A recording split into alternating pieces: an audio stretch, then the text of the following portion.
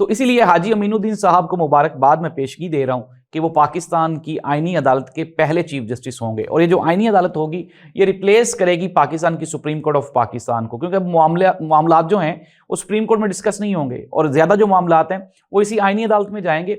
और जिस तरह से कहा गया, याहिया अफरीदी साहब जो कि सुप्रीम कोर्ट ऑफ पाकिस्तान के आजकल चीफ जस्टिस ऑफ पाकिस्तान है, उन्होंने आज अपनी जो कार्रवाई है उसमें उन्होंने जितनी भी अदालतें हैं वहाँ उनको सोलर पे कन्वर्ट करने का ऑर्डर दिए हैं। अब याहिया अफरीदी साहब ने इसी तरह के केसेस देखे करने हैं कि वो टूटियों में पानी आ रहा है या नहीं आ रहा, चेक कर लें।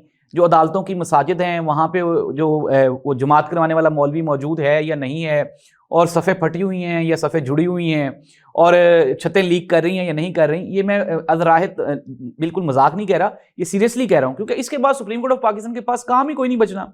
आपने करना क्या है, आपने बैठ के अपनी काम जो करने हैं वो आपने सेशन जजेस वाले करने हैं, और मराआत और तनख्वाहें जो हैं वो आपने chief justice supreme court of Pakistan वाली लेनी है। तो पाकिस्तानियों के साथ ज्यादती है। अब जिस तरह वो एक मीम चल रही है आजकल सोशल मीडिया पे, अब जो आइंदा अदालतों के जज हैं वो सिर्फ दुआ ही कर सकेंगे और वो कहा करेंगे अल्लाह आपका भला करे, इंशाल्लाह अल्लाह भला करेगा, क्योंकि फैसले ये नहीं कर सकते, फैसले कहीं और होंगे।